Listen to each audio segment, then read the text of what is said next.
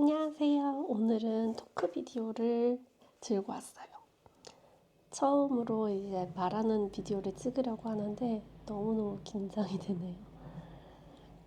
일단 오늘의 주제를 먼저 말씀드리면 독일의 거주 형태, 약간 주거 생활, 월세 이런 전반적인 주거 문화에 대해서 한번 준비해 봤습니다. 독일에 거주 중이시거나 이사 계획이 있으시거나 아니면 유학이나 이민 이런 걸 오실 예정이신 분들에게 도움이 됐으면 좋겠어요. 저도 처음 올 때 이런 거 진짜 많이 찾아봤거든요. 아마 이런 걸 찾으시는 분들이 계시지 않을까 해서 만들게 되었습니다. 저는 먼저 말씀드릴 건 저는 일단 독일에 10년을 살았고 여러 지역을 옮겨 다니면서 살았어요. 그리고 많은 친구들이나 주변의 지인들, 동료들의 이야기를 들어서 저와 제 주변 사람들의 경험을 토대로 비디오를 만들었다는 점을 먼저 말씀드리고 싶고요. 아시다시피 독일 지역마다, 주마다 너무 천차만별이기 때문에 그 정도는 감안하고 보셨으면 좋겠어요. 일단 도시로 먼저 말씀을 드리면 독일의 월세는 정말 지역에 따라서 주마다 또는 시내냐 아니냐에 따라서 되게 천차만별이에요. 근데 제가 이렇게 여러 도시 전 지역을 좀 다니다 보니까 중간에 평균 지적은 항상 존재하잖아요. 크게 나눠서 뮌헨이랑 함부르크, 하이델베르크, 프랑크푸르트 이 정도는 조금 어나더 레벨 완전 비싼 지역이고요. 그 중에서도 특히 뮌헨은 거의 원룸 하나에 1,000유로 막 진짜 조그만 방인데 1,000유로부터 막 하는 데가 많으니까 솔직히 뮌헨은 거의 1위인 것 같아요. 제일 비싸기로. 그리고 나머지 프랑크푸르트, 하이델베르크가 있고 나머지 지역들이 있고 그리고 가장 지역 생활비나 월세면이 가장 저렴한 지역은 드레스덴, 라이프치히, 할레, 막데부르크 이제 약간 동독 옛날에 그 구동독 지역이었던 지금의 동쪽 지역은 굉장히 아직도 생활비도 저렴하고 월세도 저렴해요. 이렇게 크게 알고 계시면 될 것 같아요. 그리고 나머지 그 외 지역은 이 두 양극단 사이 중간 약간 평균적인 수준이라고 보시면 될 것 같습니다. 그 다음에 알아두셔야 할 개념들이 있는데요. 칼트미트, 맘미트, 그 다음에 카우치온이라는 게 있어요. 일단 칼트미트는 진짜 순수한 임대료, 방이나 집을 빌리는 딱 그 빌리는데 필요한 월 금액이에요. 임대료. 맘미트는 그 임대료 플러스 관리비, 그러니까 엘리베이터 사용, 쓰레기 수거료, 복도 청소, 난방비까지 포함한 우리가 흔히 말하는 월세, 매달 나가는 월세를 이거라고 생각하시면 될 것 같아요. 그리고 또 하나 알아둬야 되는 개념은 카우치온, 이건 보증금인데요. 보통 대부분은 3개월치 월세를 보증금으로 냅니다. 나중에 이사 나갈 때 다시 돌려받을 수 있고요. 집에 문제가 있거나 아니면 뭘 망가뜨렸거나 아니면 너무 지저분하게 써서 따로 청소업체를 불러서 청소해야 하는 경우에는 집주인이 얘기를 해요. 이거 보증금을 전부 다 돌려줄 수 없다. 그래서 보증금에서 조금 까일 수도 있습니다. 그런 경우도 들어봤어요. 그리고 이제 독일의 여러 건축 형태, 시대에 따른 건축 형태들이 많이 있는데요. 한국에서 흔히 볼 수 없지만 유럽에서는 굉장히 많은 중세시대 건물, 흔히 100년, 막 200년 된 굉장히 오래된 건물에 실제 아직도 거주하시는 사람이 많거든요. 매물도 많이 나와요. 그래서 그런 거를 알트바우라고 하는데 구 건물, 알트바우라고 부릅니다. 이후에 이제 2차 세계대전 이후에 지어진 건물들이 또 있고요. 그 다음에는 세 번째로 2000년대 이후에 지어진 완전 신식 건물, 노이바우라고 그래요. 완전 신축의 엘리베이터도 있는 그런 노이바우 아파트나 건물들이 있습니다. 장점이랑 단점을 얘기하자면 옛날 건물로 갈수록 층고가 막 5m, 6m 이렇게 굉장히 높거든요. 그리고 약간 예쁜 인테리어, 독특한 구조, 그리고 약간 고풍스러운 느낌, 그런 장점이라고 하면 될 것 같아요. 그리고 가격 대비 굉장히 넓은 평수를 구할 수 있어요. 층고도 넓고 약간 딱 들어갔을 때 굉장히 넓고 웅장하다라는 느낌이 드는 집들이 보통 그런 집들이에요. 대신 단점은 너무 이제 집이 노후되다 보니까 물론 리모델링을 안에 계속 하거든요. 건물주나 집주인들이. 근데 일단은 그 수도관이라던가 이런 게 굉장히 노후해서 관리비랑 난방비가 좀 많이 나오고요. 방음이 물론 잘 안 돼요. 벽을 뜯어 고칠 수는 없으니까 방음이랑 이 바닥 삐걱삐걱 소리 나는 거, 그런 나무 계단이라던가 나무 바닥재를 사용하기 때문에 그런 방음 문제가 굉장히 많고요. 또 겨울에 춥고 여름에 덥고 이런 단점들이 있습니다. 신축 건물 같은 경우는 일단 굉장히 깨끗하고 엘리베이터 있고 뭐 주차장, 편의시설이 다 있는 경우가 많고요. 물론 주차장 자리 매달 돈은 내야 합니다. 그리고 관리비가 좀 적게 들고 그런 장점이 있어요. 일단 깔끔하고 안에 자전거 세울 수 있는데 뭐 주차장, 지하 주차장도 굉장히 깔끔하게 돼 있어요. 단점은 일단 평수에 비해서 월세가 굉장히 비싸고 알트바보다 그러니까 옛날 건물보다는 같은 가격 대비 평수를 되게 좁아요. 그리고 층고가 일단 물론 구식 건물보다는 굉장히 층고가 낮다는 단점이 있습니다. 근데 층고가 솔직히 낮아봐야 높아요. 저는 그것도 높다고 생각해요. 보통 한 2m, 3m여서 그렇게 막 엄청 낮은 층고를 독일에서 본 적은 없어요. 그런 단점이 있고 근데 일단 가격 차이가 좀 많이 나다 보니까 대부분의 학생들이나 사회초년생들이 선호하는 거는 리모델링이 잘 된 알트바우 그런 집이 가격도 저렴하고 또 넓은 평수를 쓸 수 있고 그런 굉장히 좋은 선택지가 아닐까. 리모델링이 잘 된 알트바우를 선호하는 경우가 되게 많아요. 근데 이건 약간 취향 차이인 것 같아요. 오히려 난 평수 작아도 되니 깔끔하고 그런 편의시설이 다 있었으면 좋겠다. 그리고 주차 문제가 또 굉장히 심각하거든요. 차가 있는 사람들은 만약에 구식 건물에 살면 길거리 그냥 이런 데 아무 데나 주차를 해야 되는데 눈치 싸움이 되게 빡세요. 막 퇴근 시간이 다 비슷하다 보니까 6시쯤 되면 꽉 차 있거든요, 길거리가. 그래서 막 그거 주차 자리 찾느라고 계속 빙글빙글 돌고 그래야 되는 되게 그럼 또 멀리 세우면 막 짐 다 들고 겨울에 막 걸어와야 되고 굉장히 불편하거든요. 그런 게 중요한 사람들은 조금 더 돈 더 내고 평수가 좁아도 신식으로 하겠다라는 사람들도 있고요. 이건 좀 취향 차이인 것 같아요. 그 다음은 이제 주거 형태의 종류에 대해서 말씀드릴게요. 다른 나라도 비슷할 것 같고 한국도 비슷할 것 같은데 크게 5가지가 있어요. 일단 학교 기숙사, 쉐어하우스, 원룸, 그다음에 무호능이라고 해서 그냥 우리나라 집, 그다음에 하우스, 단독주택 이런 5가지의 종류 주거 형태가 있는데요. 일단 자세하게 말씀드리면 학교 기숙사 같은 경우는 말 그대로 학교 소속이고 대학생들이 가장 많이 찾는 형태로 또 비용이 저렴해요. 그다음에 쉐어하우스, 방 3-4개짜리 집을 빌려가지고 여러 명 학생들을 모집해서 각각 방은 나눠 갖고 거실이랑 부엌을 공용으로 사용하는 그런 주거 형태예요. 그리고 원룸 이거 같은 경우는 이제 우리나라에 흔히 오피스텔 원룸이라고 생각하시면 돼요. 화장실과 부엌이 전부 포함된 그런 방 하나 그냥 오피스텔 원룸이고요. 보통 가구는 포함되어 있지 않지만 그 방 주인에 따라서 포함돼서 임대를 하는 경우도 있어요. 가격을 조금 올리고. 그리고 무호능이라고 이거는 그냥 한국에서 말하는 그냥 집, 방 3개, 뭐 2개, 3개, 방 2개, 거실 하나 이런 무호능이고요. 한 건물에 뭐 3세대, 다세대 그러니까 다세대 주택이라고 생각하시면 될 것 같아요. 독일에서 가장 흔히 보이는 주거 형태예요. 그 다음엔 하우스는 그냥 단독주택인데 정원이 딸리고 또 2층, 3층 또는 지하실도 있고 한 건물에 한 세대만 살고 있는 단독주택을 말합니다. 일단 조금 이거를 학생분이나 사회 초년생분들에게 초점을 맞춰서 좀 자세하게 들어가면 일단 학생 기숙사는 독일에서 가장 저렴한 주거 형태 중에 하나죠. 근데 여기는 굉장히 여러 가지 구조가 있어요. 랜덤으로 배정받긴 하는데요. 굉장히 종류가 다양해요. 그거에 따라 가격 차이도 되게 달라요. 어떤 기숙사는 제가 놀러 가봤는데 큰 건물이 있어요. 11층짜리 정도 되는. 근데 한 층에 가운데 엘리베이터 딱 내리면 한 층에 부엌이 2개가 있어요. 그리고 이쪽 왼쪽 복도에 방 11개가 있어요. 그 11명이 사는 거예요. 각 방 하나당. 그리고 이쪽 복도에도 11명이 살아요.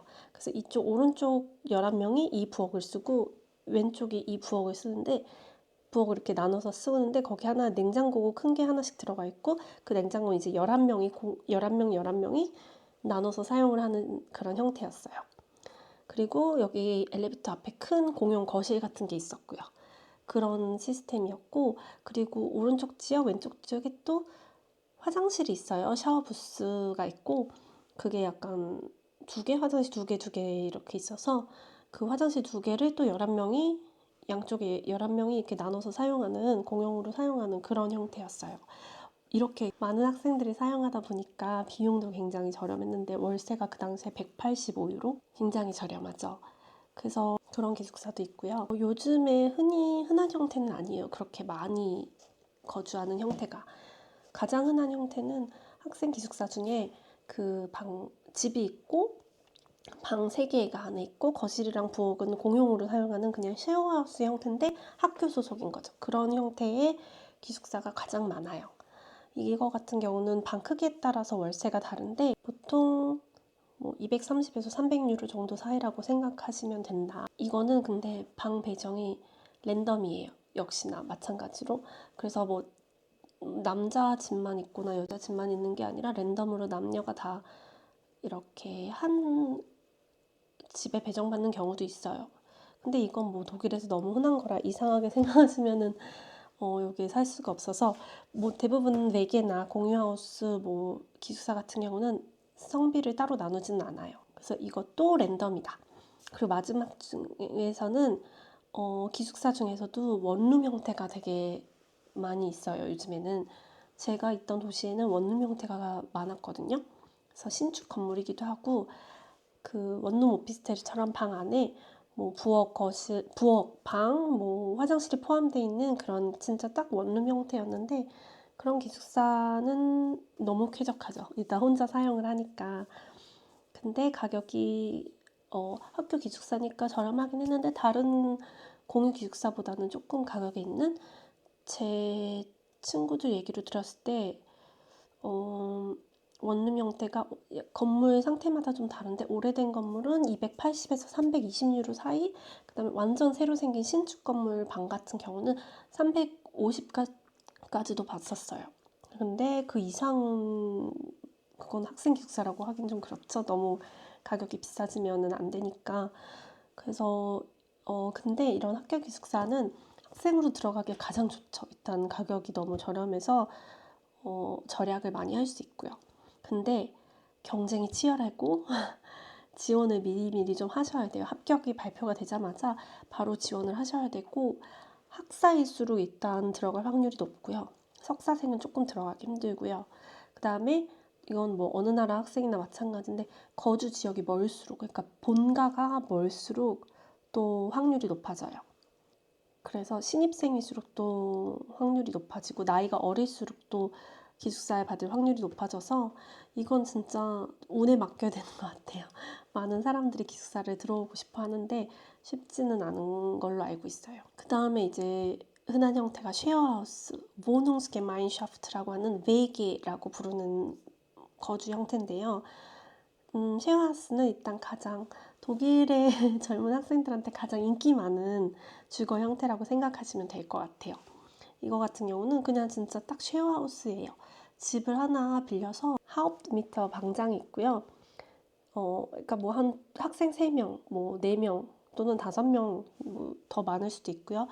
집이 커질수록 방이 3개부터 5개, 6개까지 있는데 각 방을 이렇게 나눠서 방은 각자 쓰고 화장실이랑 부엌이랑 거실은 공용으로 사용하는 진짜 딱 쉐어하우스의 느낌이에요. 일단 원룸 혼자 사는 것보다는 좀 저렴하고 기숙사보다는 살짝 가격이 있는 딱 중간이어서 기숙사에 신청을 실패했거나 당첨이 안 됐거나 이런 경우에도 많이 들어가. 아니면 일부러 혼자 사는 것보다 같이 누구랑 친구들이랑 같이 살고 사람들이랑 같이 사는 거 더 좋아해 라고 하시는 분들은 애초에 베개를 신청하죠.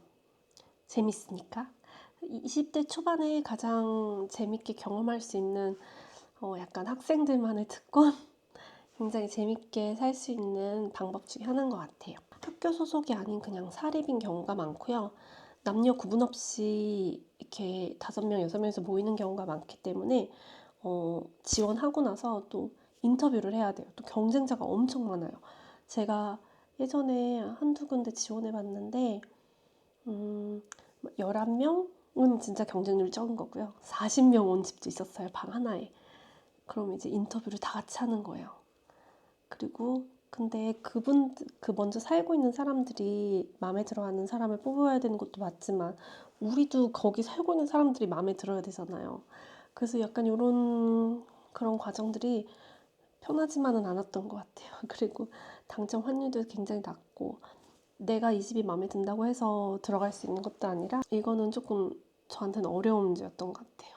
방 크기나 그 집의 위치에 따라서 가격도 다른데 400유로에서 600유로? 요즘은 좀 그 정도인 것 같아요. 좀 위치가 외곽이고 방 크기가 작으면 400유로짜리도 찾을 수 있더라고요. 조금 위치가 중심으로 갈수록 방이 좀 클수록 깔끔할수록 뭐 좀 가격은 천차만별로 올라가기도 해요. 이런 쉐어하우스 같은 경우는 특별한 성별만 요구하는 집들도 있고요. 우리는 여자만 받아, 우린 남자만 받아 이런 경우도 있어요. 그리고 우린 흡연자 안 받아.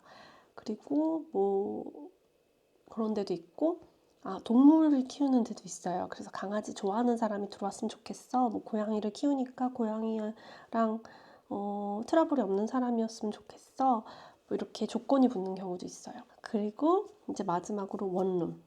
원룸은 이제 오피스텔 원룸이고 제가 학생 때 거주했던 형태이기도 하고요. 저 같은 경우는 이건 성격인데 그냥 저는 가장 이게 편했고 원룸 같은 경우는 부동산 회사 부동산이라 그러면 하는데 한국에는 없는 시스템인데 어떤 회사가 건물을 통째로 사서 학생들이나 사회초년생한테 완전 임대를 해주는 그런 형태가 많이 있거든요. 건가 있고 또는 아니면 종교단체, 뭐 성당 카톨릭 단체라던가 이런 종교단체가 건물을 사서 학생들한테 임대하는 그런 경우도 있고요. 또는 개인 자산가, 뭐 은퇴하신 할머니, 할아버지가 원룸 하나만 사서 임대하는 경우도 있었어요. 저 같은 경우는 대부분 그 부동산 회사에서 건물을 산 그 부동산 회사 소속인 원룸에서 살았었거든요.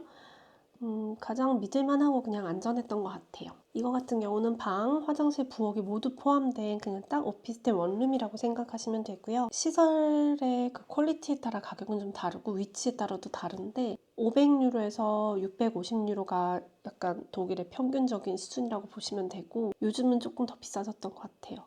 그리고 당연히 저 비싼 도시 뮌헨, 함부르크 이쪽은 막 700부터 시작하기도 하고 900짜리도 흔하고요. 근데 보통은 한 500, 650?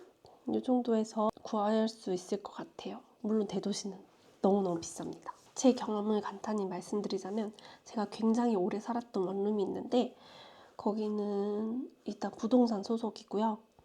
건물을 통째로 사서 그 직장인도 있었으니까 사회초년생과 학생들에게 임대를 했던 원룸이었어요.